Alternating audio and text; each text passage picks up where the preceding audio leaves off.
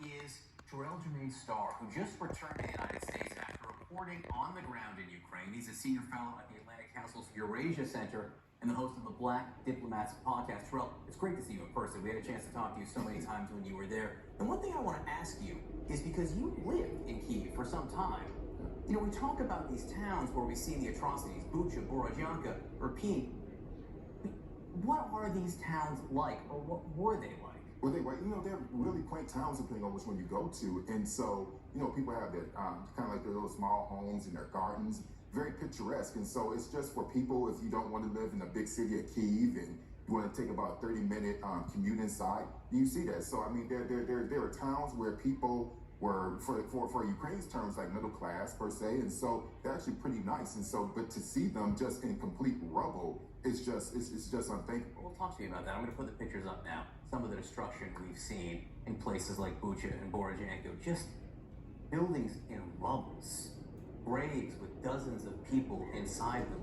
Again, given that these are all areas where you've been or areas like them, what's it like for you to see images like this? Heartbreaking, because first of all, you think about are any of your friends, the people that you love and care for, who are unaccounted for, are they in these buildings? Because the first thing you think about is how precarious it is. And another irony of this is that during the beginning of the war, people thought it would be these towns outside of Kyiv that would be the safest. And so you had a lot of people who are actually going to their dachas into the suburbs thinking that they would be safer. But what we know is that the vast majority of the, what we say as, reported war crimes, et cetera, and genocide has been done in these small villages as opposed to Kyiv, where so far it's been the most safest.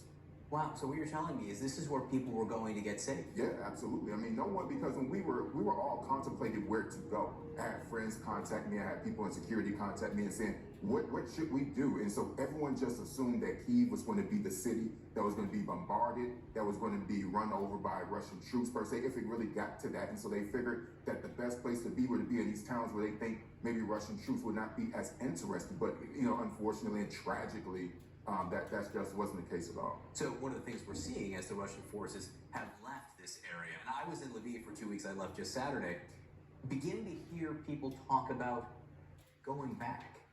Have you talked to people? You know so many people in so many of these towns. Are people considering going back home? Well, yeah, so for a wide range of reasons. I've spoken to a number of people who are refugees outside of Ukraine, and for some people who probably thought that the West was an ideal place to be, but they realized that one, just adjusting is a lot more challenging than they assume. And so you have some people, we don't have the exact numbers, who are actually going from Poland, from Slovakia, back from Europe, back into Ukraine.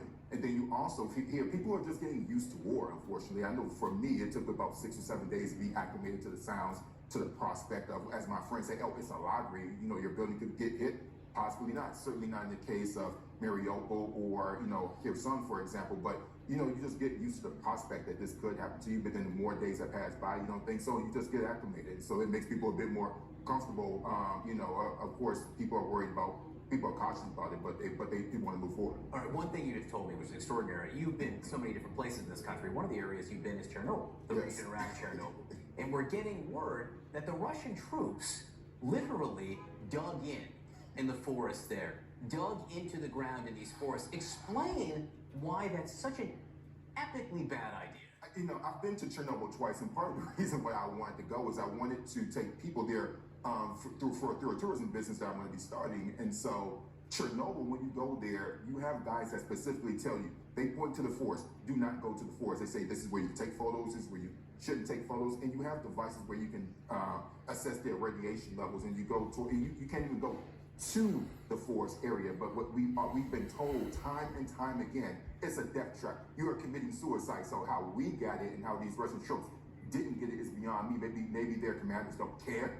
But clearly, if I were those Russian troops, I would be scared to death and worried about contamination, because you're instantly told that if you go into those forests, you're signing your death certificate. And don't touch the ground. Don't touch the ground. But then also, what really kicks me up, what really is incredibly interesting, is that the people who work there don't go into those forests.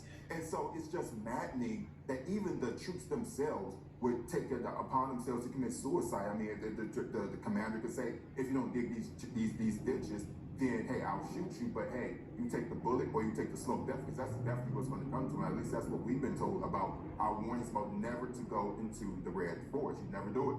Terrell Jermaine Starr, we're so thankful for the help you gave us in the early days of the invasion. We're glad you're back here safely. I know that your heart is still there. You may very well go back soon, and there are a lot of people here out of Ukraine. So we wish you the best of luck, and we look forward to speaking to you again. Absolutely. Thank you very much. So.